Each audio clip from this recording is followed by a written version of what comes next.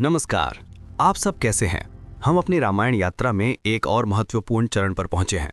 पिछले एपिसोड में हमने देखा कि श्री राम ने रावण का संहार कर धर्म की स्थापना की। अब वनवास, युद्ध, वियोग ये सब कठिनाइयां समाप्त हो चुकी हैं और श्री राम अपनी प्रिय अयोध्या की ओर प्रस्थान कर रहे हैं।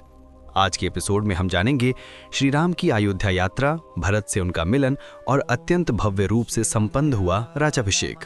तो चलिए बिना देर किए कहानी की ओर बढ़ते हैं।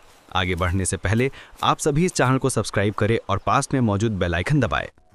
रावण वध के बाद श्री राम ने अपने वानर सेना को विदाई दी और उनका सत्कार किया।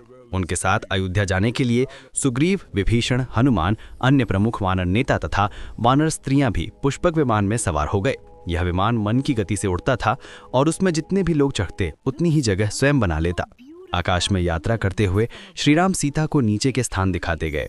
यह केवल यात्रा नहीं थी, बल्कि उन्हें सांत्वना देने का प्रयास भी था। लंका नगरी, जहां रावण का वध हुआ, सेतु, वानर सेना द्वारा बनाया गया अद्भुत पुल, किष्किंधा, सुग्रीव का राज्य और वाल्यवध का स्थल, ऋष्यमुख पर्वत, जहां सुग्रीव से मित्रता हुई, नंदकारण्य, जहां 14 वर्ष का वनवास बिताया, चित्रकूट पर्वत, जहां भरत राम से मिले, शबरी आश्रम, जहां शबरी के आशीर्वाद मिले।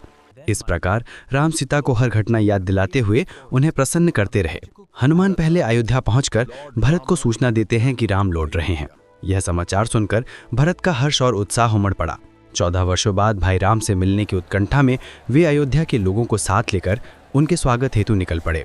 अयोध्या पहुंचने पर सभी लोग राम को देखकर आनंद और भावनाओं से भर गए। भरत ने राम के चरणों में गिरकर उनसे राज्य को पुनः स्वीकार करने की प्रार्थना की। राम के राज्याभिषेक की तैयारियां तीव्र गति से हुईं। विभिन्न नदियों और समुद्रों से पवित्र जल लाया गया। वशिष्ठ महर्षि के नेतृत्व में श्री राम का राज्याभिषेक अत्यंत वैभव से संपन्न हुआ। राम का राज्याभिषेक हुआ और वे राजा बने। लक्ष्मण, भरत, शत्रुघ्न, वानर प्रमुख और सभी प्रजा ने उनके राज्य को सुदृढ़ बनाने में सहयोग किया। राम के शासन में अयोध्या के लोग धर्मनिष्ठ और सुखी जीवन व्यतीत करने लगे। देश में कोई दुख या कष्ट नहीं रहा, सभी आनंदपूर्वक रहने लगे। राम के शासन को राम राज्य कहा जाता है, जो आदर्श शासन का प्रतीक है। देखा आपने, राम के अयोध्या लौटकर राजा के रूप में अभिषिक्त होने का यह महान क्षण। यह केवल एक राजा का राज्याभिषेक नहीं था, बल्कि धर्म की पुनः स्थापना का महत्वपूर्ण अवसर था। यदि यह कथा आपको अच्छी लगी हो तो इसे अवश्य लाइक और शेयर करें तथा चैनल को सब्सक्राइब करें। फिर मिलेंगे। नमस्कार। जय श्री राम।